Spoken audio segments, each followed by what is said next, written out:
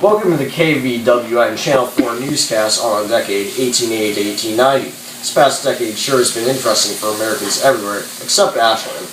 In the early parts of the decade in 1881, on the 20th of July, the chief of the Sioux Indian Sitting Bull leads the last of his tribe to Fort Bufford in Montana. They order surrender at this site.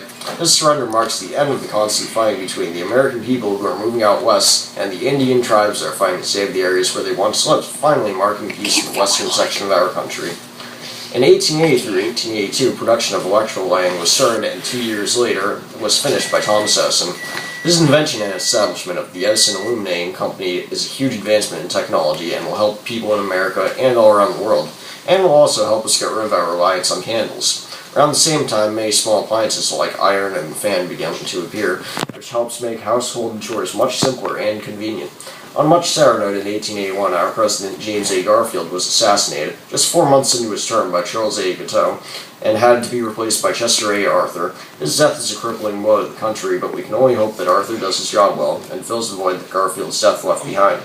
During the year 1883, Alfred Parker, a well-known cannibal, was caught and killed, now helping people feel safer outside of their homes, and everyone can sleep safer tonight because of this. Also during this year, the Brookline Bridge opened in New York City. This bridge will help in transportation throughout the city and make it much faster than it was before, and boats will be much less of a necessity in the city. With 1883 behind us, this wonderful country looks better in 1884. One of the first things to happen this year is that Mississippi becomes one of the first states to open a state college for women, which will help open up jobs and life opportunities for them for years to come. Hopefully women now will feel like they have much more power and become less oppressed. On March 21st, 1883, the first long-term distance phone call was made from Boston to New York. Thanks to Alexander Graham Bell's invention of this telephone, we may not have to wait for mail to come in the form of letters to receive news from family members, or make everyday calling more convenient than it once was. We may even be able to talk across the world one day. On May 17th, we found that a new state called Alaska has become our 49th state. Hopefully one day we will reach our goal of 50 states, but that isn't yet to come. Another shocking news, William Sherman has turned down his option to run down for president, stating that if he was elected, he would not try to serve anyway. Thank goodness he knows what he would do, because if he got elected, our country might be in quite the pickle. One of the most important things to happen this year happened on July 4th. The Statue of Liberty was presented to the United States and France. Hopefully we will erect this monument for all to see. Aside from the statue, the U.S. now has the new Naval Academy in Newport, Rhode Island. Hopefully this new academy will help improve our Navy for future wars and prepare us for possible foreign invasions, however rare they may be. The result for the new election are in. On November 4th, Grover Cleveland beat out James G. Blaine for his first term. Hopefully Cleveland will bring good times to our country and help solve the problems in our country that they're going through at this moment in time, becoming the first Democratic president since the Civil War. Let's see how he does. On December 6th, the aluminum cap that tops the Washington Monument marks its completion.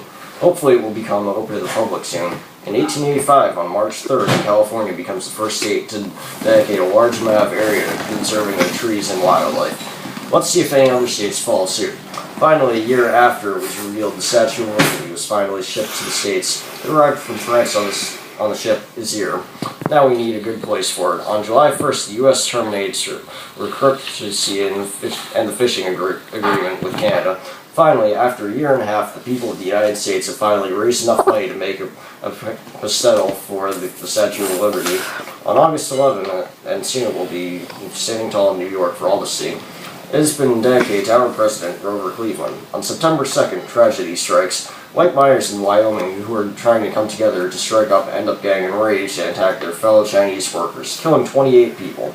New revolutionary carbonated drink called Dr. Pepper is also being invented. Soon after, its competitor Coca-Cola was invented in February 1886. A new process for manufacturing aluminum is developed, which should help our efficiency creating it and using it. Now, on to you, Ryan. Okay.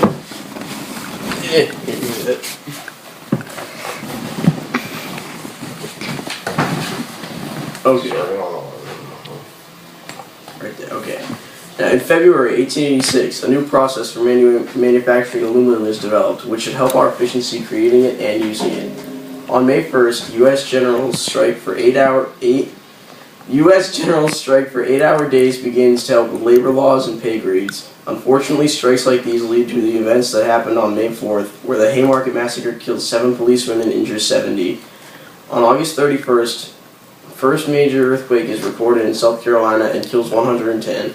Let's hope events like these can be avoided with our new technology to foresee these earthquakes and build houses with more effective supports.